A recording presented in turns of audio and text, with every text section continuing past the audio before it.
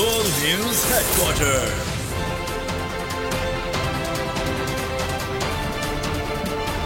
अस्सलामुअलैकुम। बोल news headquarters में आपको खुशामदीद कहेंगे। मैं हूं आपके साथ सहरेश जुहेर। मैं हूं मोहम्मद कामरान और मैं हूं बुशरा हक। हेडलाइंस आप जान चुके हैं, बुलेटिन में हम बात करेंगे।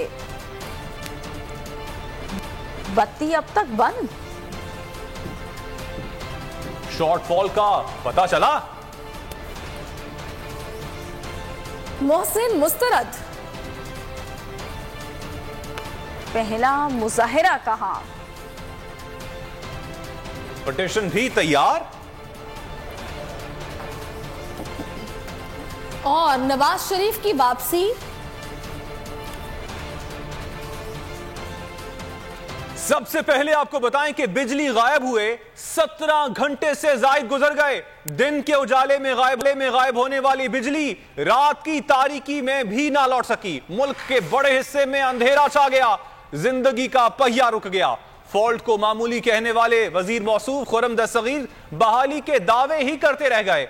10 घंटे बिजली की बहाली का दावा 17 घंटे के बाद भी पूरा ना हो सका। जिंदगी का निजाम मफलूज हो गया। इंतजार तवील तर होता गया, लेकिन बिजली बहाल ना हो सकी। वहाँ के 7:30 बजे किसी को दफ्तर जाने की जल्दी और कोई स्कूल जाने की तैयारियों में मसरूफ। अचानक बिजली गायब। एक बस्ती नहीं, एक शहर नहीं, मुल्क का बड़ा हिस्सा बिजली से महरूम हो गया। लोग इंतजार ही करते रहे, लेकिन इंतजार ही रहा। हुकूमत भी लाजवाब, कुछ बताने को। उजाला अंधेरे में बदल गया। रात की तारीकी ने पूरे मुल्क को अपनी लपेट में ले लिया तो वजीर तवानाई को होश आ गया। दावा किया रात 10 बजे तक बिजली लौट आएगी, लेकिन 17 घंटे गुजर गए जनाब। बिजली ना लौटी, ना ही वजीर तवानाई वापस लौटे। बयानात ही जारी करते रह गए। 17 घंटे हर तरफ कयामत ढा गए। निजाम जिंदगी मफलूज हो गया। कारोबार का पहिया जाम हुआ तो अरबों रुपए डूब गए। टेक्सटाइल के शोबे को $70 मिलियन का नुकसान। अस्पतालों में वेंटिलेटर्स बंद, ऑपरेशन मुअत्तल। PTCL की सर्विस मुतासिर, वाईफाई बंद, मोबाइल फोन्स की बैटरियां जवाब दे गई। ऑरेंज ट्रेन तक जहां थी वहीं रुक गई। बिजली कब बहाल होगी? हुकूमत के पास कोई जवाब। आगे देखिए आज से दमादम मस्त कलंदर। और नवाज शरीफ पहले आएंगे या मरियम? तो 17 घंटे से जायद गुजर गए, बिजली बहाल ना हो सकी। कराची के बेशतर इलाकों में लोग इंतजार करते रह गए। लाहौर में भी लोग बिजली का इंतजार करते करते थक गए हैं, लेकिन जिसका इंतजार था वो शाहकार ना आ सका। कोयटा की बात की जाए तो कोयटा में भी शहरी बिजली के मुंतजिर हैं। पाकिस्तान के मुख्तलिफ शहरों में इस वक्त हमारे नुमाइंदगान भी मौजूद हैं, उनसे ताज़ा तरीन सूरत हाल मालूम कर लेंगे। और से हमारे साथ मौजूद हैं मोइन जुबैर, कराची से हमें ज्वाइन करेंगे नदीम अहमद, जबकि कोयटा से मौजूद हैं बोल न्यूज के नुमाइंदे दानिश मुराद। सबसे पहले रुख करते हैं कराची का। नदीम, बताइएगा कराची के कौन कौन से इलाके इस वक्त अंधेरे में डूबे हुए हैं? आज सुबह से ही जो बिजली की तातुल का सिलसिला शुरू हुआ था वो ताहाल जारी है और बेशतर शहर के इलाकों में रात गए इस पहर तक भी जो है वो बिजली की फराहमी बहाल नहीं की जा सकी है। मैं अगर डिस्ट्रिक्ट वाइज बात करूं तो बेहतर होगा कि district central, district east, district west, district Malir और इसके अलावा डिस्ट्रिक्ट किमाड़ी के भी बेशतर इलाकों के अंदर ताहाल बिजली की फराहमी बहाल नहीं की जा सकी है। ताहम मैं आपको वाज़ेह कर दूं कि डिस्ट्रिक्ट साउथ के बाज़ इलाकों के अंदर और डिस्ट्रिक्ट कोरंगी के बाज़ इलाकों के अंदर बिजली की फराहमी बहाल की गई है। अलबत्ता बेशतर शहर का हिस्सा, बड़ा इलाका जो है वो ताहाल रात गए इस पहर भी जो है वो तारीकी में डूबा हुआ है। ताहम मैं ये भी साथ साथ वादे करता चलूँ कि सिर्फ कराची ही नहीं, कराची के अलावा अंदरून सिंध भी कमोवेश यही सूरत हाल है। हैदराबाद की बात कर ली जाए तो हैदराबाद में भी जुज़वी तौर के ऊपर बाज़ मकामात के ऊपर बिजली बहाल हुई है। ताहम हैदराबाद का भी बेशतर शहर का बड़ा हिस्सा जो है वो ताहाल बिजली से महरूम है। साथ ही साथ मैं ये भी वादे कर दूं कि चूंकि अब 17 घंटे होने को आ रहे हैं तो शहर में एक तरह से लाइफ जो है नॉर्मल लाइफ। ठीक है नदीम, साथ रहिएगा। आप कराची की सूरत हाल से हमें आगाह कर रहे हैं। तकरीबन 17 से जायद घंटे हो चुके हैं, लेकिन अभी तक पूरा शहर मुकम्मल तौर पर यहाँ पर बिजली की बहाली नहीं हो सकी है। साथ मौजूद है लाहौर से भी हमारे नुमाइंदे मोइन जुबैर, उनसे जानते हैं कि लाहौर में इस वक्त क्या सूरत हाल है, कौन कौन से ऐसे इलाके मोइन जहाँ पर बिजली बहाल हो गई है और कौन से ऐसे इलाके हैं जहाँ रह गई है। इस वक्त लाहौर मुकम्मल तौर पर तो वहाँ पर बिजली बहाल नहीं हुई। लेस्को के मुताबिक इस वक्त 150 से ज़्यादा जो फीडर्स हैं उनमें से चंद फीडर्स ही बहाल किए गए हैं और इन बहाल होने वाले फीडर्स की वजह से जो समनाबाद है, फिरोजपुर रोड है, गुलबर्ग और इसी तरह ठोकर न्याज बुएक समेत शादमान के इलाके में इस वक्त बिजली बहाल कर दी गई है।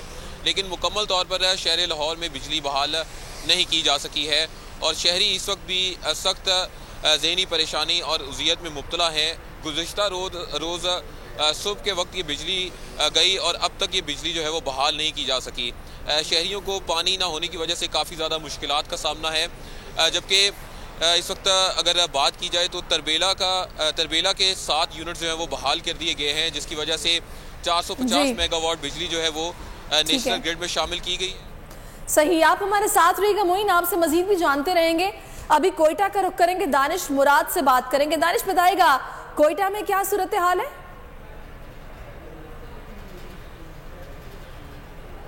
न सिर्फ कोयटा बल्कि बलूचिस्तान की अगर हम सूरत हाल की ओवरऑल बात करें तो बलूचिस्तान के तकरीबन 2 दर्जन से ज़ायद अजला में अब तक जो है वो तकरीबन 18 घंटे हो चुके हैं, बिजली बहाल न की जा सकी। बलूचिस्तान के इलाकों में, दूसरे इलाकों में बिजली वैसे ही नहीं होती। अब ब्रेक डाउन का जो एक बहाना है वो कैस्को काम की जानिब से जो है वो बनाकर बिजली जो है वो बलूचिस्तान भर में तकरीबन बंद कर दी गई है। अगर सूबाई दारुल-हुकूमत की बात करें तो कैस्को तर्जुमान के मुताबिक सूबाई दारुल-हुकूमत के तमाम तर जो फीडर्स हैं उनमें बिजली की जो बहाली है वो मुकम्मल तौर पर बहाल की जा चुकी है। लेकिन अगर हम शहरियों की बात करें तो शहरियों ने कैस्को का जो दावा है उसे मुस्तरद कर दिया। हमारे चूंकि अपने ऑफिस के भी बहुत सारे लोग जो मुख्तलिफ इलाकों में रहते हैं, हमने उनसे भी बात की तो उनका ये कहना है कि अब तक जो इतलात है कि सिरकी रोड, उसके अलावा नवाकिल्ली के बहुत सारे इलाके, एयरपोर्ट रोड के बहुत में भी हालात बहुत बुरे हैं। दानिश मुराद, आपने अपडेट किया कोयटा से, आपका शुक्रिया। नदीम अहमद, आपका शुक्रिया। मोइन जुबैर, आपका भी शुक्रिया।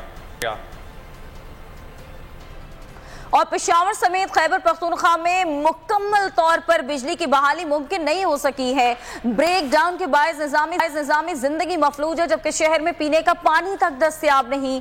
सूबे के सिर्फ 25 ग्रिड स्टेशन ही बहाल हो सके हैं। मजीद इस बारे में बात कर लेते हैं। नवाब शेर हमारे नुमाइंदे साथ मौजूद हैं।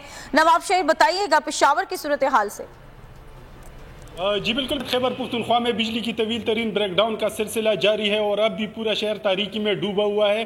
पेस्को हुकाम के मुताबिक कुछ इलाकों की जो बिजली है उनको बहाल कर दिया गया है और पेस्को हुकाम के मुताबिक 25 ग्रेड स्टेशनों की बिजली जो है वो सूबे भर में बहाल कर दी गई है, जबकि 87 ग्रेड स्टेशनों पर बिजली बहाल करने के लिए इकदाम किए जा रहे हैं। इन 25 ग्रेड स्टेशनों में 19 ग्रेड स्टेशन जो है वो शहरी इलाकों में वाक़या है, जबकि 6 ग्रेड स्टेशन जो है वो दही इलाकों में वाक़या है और बिजली ना होने की वजह से जो है वो ज़िंदगी मफलूज होकर रह गई है, जबकि कारोबार जो है वो ठप होकर रह गया है और बिजली ना होने की वजह से शहरों को शदीद मुश्किलात का सामना करना पड़ रहा है और शहर में पीने का पानी तक दस्तयाब नहीं। बिजली को बहाल करने के लिए जल्द से जल्द। नवाब शेर, बहुत शुक्रिया। एक तरफ बिजली बंदिश की मार तो दूसरी जानिब पेट्रोल की किल्लत का वार। हुकूमत ने अवाम को नई मुश्किलात से दो चार कर दिया। मुल्क के कई शहरों में पंप्स पर पेट्रोल नायाब हो गया। दस्तयाब पंप्स पर अवाम का रश लग गया। हरीपुर, स्वाबी और एबटाबाद में पेट्रोल के असूल के लिए लोग दर बदर हो गए।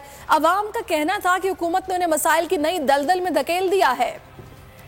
मुल्क में एक के बाद एक नया बहरान सर उठाने लगा। पेट्रोल की किल्लत ने भी आवाम को सख्त मुश्किलात से दोचार कर दिया। हरीपुर में पेट्रोल नायाब हो गया, पंप्स पर आवाम का रश लग गया। स्वाबी में भी सूरत हाल संगीन हो गई। लोग पेट्रोल की तलाश में मारे मारे फिरने लगे। एबटाबाद के पेट्रोल पंप्स पर भी गाड़ियों की तवील कतारें लग गयी। शहरियों का कहना था कि कई पंप से होकर आए हैं लेकिन पेट्रोल नहीं मिला। पेट्रोल भी नहीं मिल रहे, हम 1 किलोमीटर से पैदल दिखे मार के इधर गाड़ी हमारी खड़ी पड़े, जो हम खड़ी है, हम उधर दोनों पंपों में पेट्रोल नहीं है। इधर आए ये भी नहीं दे रहे, बोलते हैं खुला पेट्रोल हम नहीं दे रहे। ये चौथा पंप है जिस पर मैं जा रहा हूँ, गाड़ी में बिल्कुल भी पेट्रोल नहीं है और पेट्रोल की बहुत ज्यादा शॉर्टेज है यहाँ पे। आवाम का कहना है कि हुकूमत की नाअहली की वजह से इन्हें सख्त अजियत का सामना करना पड़ रहा है और बिजली के ब्रेकडाउन की वजह से मोमबत्तियां भी नायाब हो गई हैं। 17 घंटों से जायद गुजर चुके हैं, बिजली बहाल ना हो पाई है और इसी वजह से हम देख रहे हैं कि मोमबत्तियां हैं वो भी नायाब हो गई हैं। शहरी हैं वो दर बदर दुकानदारों के चक्कर लगा रहे हैं, दुकानों के चक्कर लगा रहे हैं, लेकिन उनको मोमबत्तियां नहीं मिल रही हैं।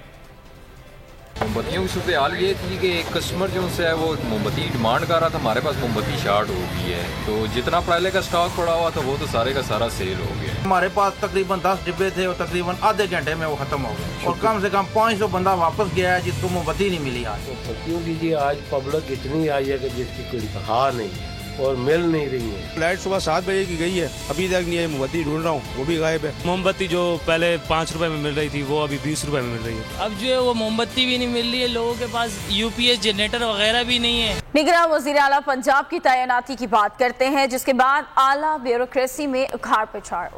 उस्मान अनवर को आईजी पंजाब तैनात करने की मंजूरी, जाहिद अख्तर जमान को चीफ सेक्रेटरी पंजाब तैनात कर दिया गया और नोटिफिकेशन भी जारी कर दिया गया है। निगरान वज़ीर आला पंजाब की तैनाती के बाद आला ब्यूरोक्रेसी में उखाड़ पिछाड़ और उस्मान अनवर को आईजी पंजाब तैनात किया गया है। बाकायदा तौर पर मंजूरी दे दी गई है, नोटिफिकेशन भी जारी हो गया। इसके साथ साथ जाहिद अख्तर जमान है जिन्हें चीफ सेक्रेटरी पंजाब तैनात कर दिया गया है और इसका भी नोटिफिकेशन जारी कर दिया गया है। निगरान वज़ीर आला पंजाब की तैनाती के बाद आला ब्यूरोक्रेसी में उखाड़ पिछाड़ के उस्मान अनवर को आईजी पंजाब तैनात करने की मंजूरी दी गई है। इसके साथ साथ जाहिद अख्तर जमान को चीफ सेक्रेटरी पंजाब तैनात कर दिया गया है और इन दोनों तैनातियों का नोटिफिकेशन भी जारी कर दिया गया है। निगरान वज़ीर आला पंजाब की तैनाती के बाद उस्मान अनवर को आईजी पंजाब तैनात किया गया है और इसकी मंजूरी भी दे दी गई है, साथ साथ नोटिफिकेशन भी जारी हो गया है और जाहिद अख्तर जमान है जिन्हें चीफ सेक्रेटरी पंजाब तैनात कर दिया गया है। निगरान वज़ीर आला पंजाब का तकर्रुर इमरान खान ने मोहसिन नकवी के खिलाफ मुल्कगीर एहतजाज करने का ऐलान कर दिया। निगरान वज़ीर आला के फैसले को आला अदलिया में भी चैलेंज करने का फैसला। कप्तान ने अवाम से खिताब में कहा कि आज लाहौर और बुध को रावलपिंडी में एहतजाज होगा, उसके बाद मुल्क भर के तमाम बड़े और छोटे शहरों में एहतजाज किया जाएगा।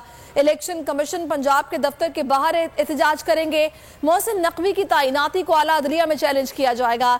इलेक्शन कमीशन पर तनकीद करते हुए कहा कि इलेक्शन से मुल्क में इंतशार फैलेगा। ये जो इलेक्शन कमीशन है ये मोहसिन नकवी को लेके आया है। हम लाहौर में एहतजाज करेंगे, उसके बाद अगले दिन पिंडी में एहतजाज होगा, बुध को। हमारे हर रोज पाकिस्तान के मुख्तलिफ शहरों में एहतजाज शुरू होंगे। हम बिल्कुल इस आदमी को तस्लीम नहीं करते और हम ये मोहसिन नकवी की अपॉइंटमेंट के ऊपर भी अदालत में जा रहे हैं। इससे तो साफ और शफाफ इलेक्शन नहीं होने लगे, इससे तो मुल्क में इंतशार होने लगा है। मैंने इतनी बददियानतदार इलेक्शन कमीशन अपनी जिंदगी में नहीं देखी। सबसे पहले जो रजीम चेंज हमारे खिलाफ हुई, जब ये पूरी साजिश हो रही थी, तो मुझे IB की बाकायदा रिपोर्ट्स आती। एक आदमी ने सबसे ज्यादा कोशिश की हमारी हुकूमत गिराने की, उसका नाम मोहसिन नकवी था। अब उस आदमी को अगर इन्होंने बनाया है इस पंजाब का केयरटेकर चीफ मिनिस्टर, तो इसका क्या मतलब है कि इसके पीछे वो लोग हैं जिन्होंने कांटा डाला हुआ है इमरान खान के ऊपर, जिन्होंने फैसला किया है कि इमरान खान अब कामयाब नहीं होगा। इत्तेहादी हुकूमत इलेक्शन में ताखीर करने की कोशिश करेगी। ये जब तक जीत नहीं जाएंगे इलेक्शन नहीं होने देंगे। इमरान खान ने हुकूमत के मंसूबे से पर्दा उठा दिया। न्यूज कॉन्फ्रेंस में कहा इनकी कोशिश होगी कि किसी भी तरह इमरान खान को हराया जाए।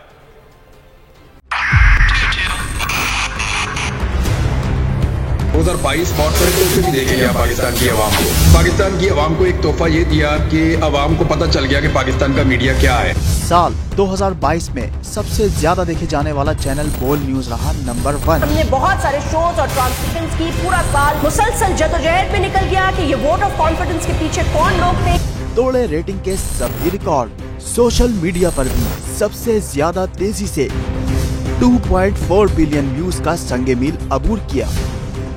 एंकर्स को भी आवाम में सबसे ज्यादा मकबूलियत मिली और सोशल मीडिया पर भी बोल रहा सब पर भारी। सब्सक्राइब करें और बेल दबाएं ताकि कोई खबर रह न जाए।